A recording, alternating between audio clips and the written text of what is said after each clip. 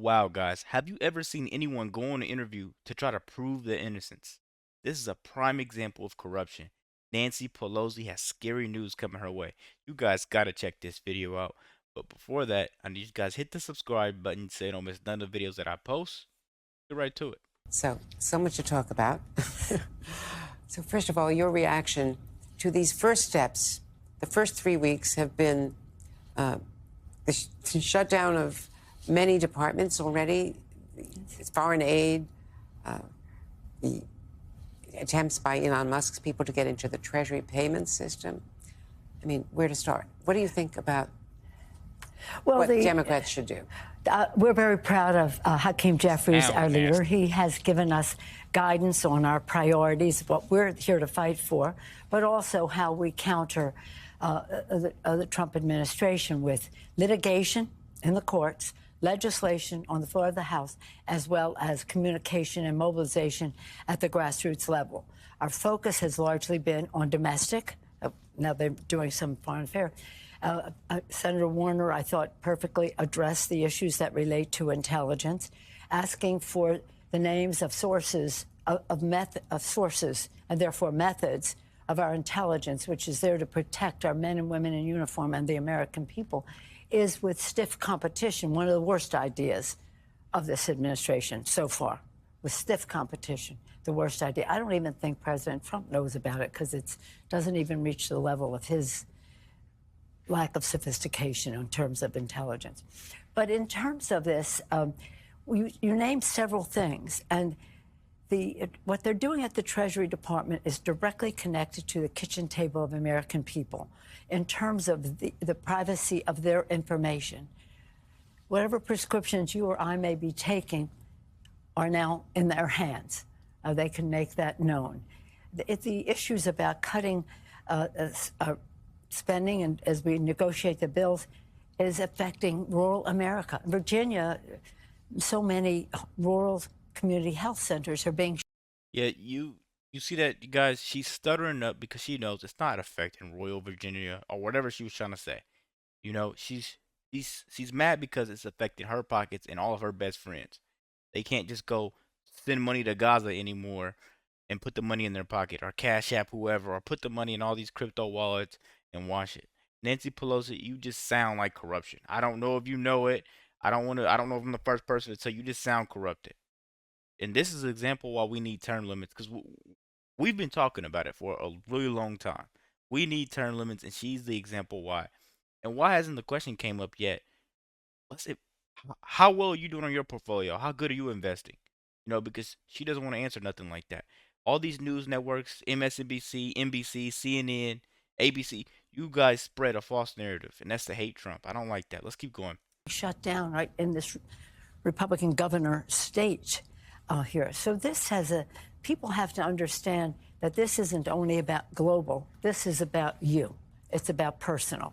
Well, in fact, $2 billion He doesn't care. the USAID budget is to buy American farmers surplus crops to feed the starving people in Sudan and Gaza and elsewhere in the world. But So thank you the for farmers making are that complaining. point. But mostly all of our foreign assistance has been invested in Ukraine. Almost 90% of the money that we spent on weaponry for Ukraine is spent in the United States. Almost that much of the humanitarian assistance Our as defense well. industry manufacturing those weapons. It's about jobs, jobs, jobs in the United States. But these issues, for example, Medicaid, the threat that they are to Medicaid. Medicaid, people think of as a poor people program. And for poor children, it is. But a large amount of the money that is spent on Medicaid is for middle-income family benefit for their seniors to have health care, long-term care. Long-term care. They're on a place where this is covered. Otherwise, they'd be living in their homes, which they may or may not have the space for, or just the dynamic for. So again, this is about what their goal in life is to give tax cuts to the rich. That's the only thing they did when they had the power before. $2 trillion to the national debt, 83% of the benefit to the top 1%. and they want to do it again even bigger. And so how do they do that? But by saying we have to cut these other things that go right to the kitchen table. These tariffs, ridiculous, right to the kitchen table, increasing cost rather than reducing cost, which the president said was a priority for him. And she's the same person that said Joe Biden needs to retire because of his age. You know, I don't want the success of the Democrats, but I do want them to at least understand what's going on here. If they keep having her pull the strings behind the scenes, the Democrats will never get anywhere because she's all about fueling her own pockets. All the insider trading she does is to benefit her. And this right now that Trump is doing doesn't benefit her, so she's trying to stand up, go on whatever show she can to attack Trump and say this is going to affect people in Medicaid. This is going to affect people that need surgery. This is going to affect your medicine. You should be giving up your information. Come on, man. That's not even what it is. The government already has your information. Come on, man. Let's keep going. Bill Gates has been one of the leading experts on global health and on improving health in Africa and other underserved parts of the world. And he went to the White House yesterday to meet with the president and with the chief of staff, Susie Wiles. And here's what he said to Savannah Guthrie afterwards. I definitely made the case that programs like the president's millennium initiative that goes back to President Bush, and in particular PEPFAR, which is preventing mothers from transmitting HIV to their babies. Probably the ugliest face of AIDS is that unless you intervene, your baby will get infected and only live a few years. Now, PEPFAR was begun by George W. Bush in coordination with the Democrats in the Congress the Democrats of the in United the Congress. States. I know, but it was embraced by Bush, by Yes. Bono. It was a bipartisan effort. Bono, and sure. they saved 26 million people. And right now, from my information, those HIV drugs are not getting to the people who are already on them. And without those drugs, they will lapse into, terrible new infections, and opportunistic HIV viruses of different sorts even. Well, you're right to acknowledge President Bush. He was very much a part of our initiative, but it was bipartisan. And I said to Bono, no photo op unless this is a big PEPFAR. And it is a big PEPFAR.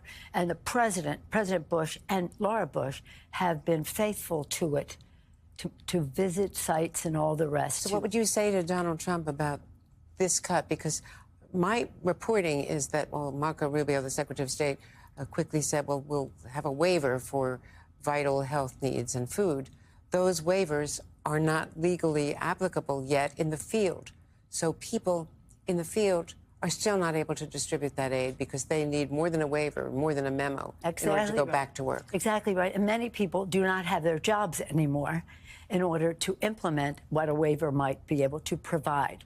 But what I would say to your question to the president is all of this PEPFAR, again, praising President Bush and the Democrats in the Congress, this protects the American people. When COVID was active, I talked to the head of the WHO and I said, has our action on PEPFAR helped us with this? He said, absolutely.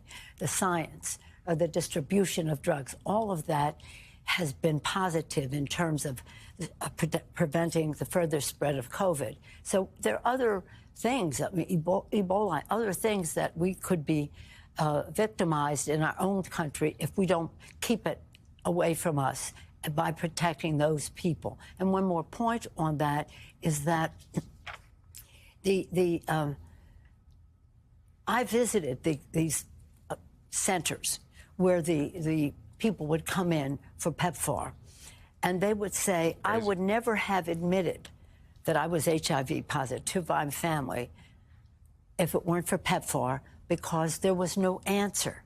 But PEPFAR is an answer.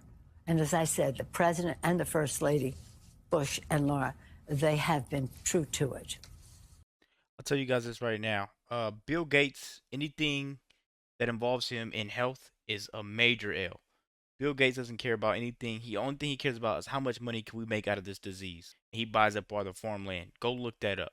You know, I think it's a time that both parties come together and the Democrats basically bow down and say, "We took this money, we did this.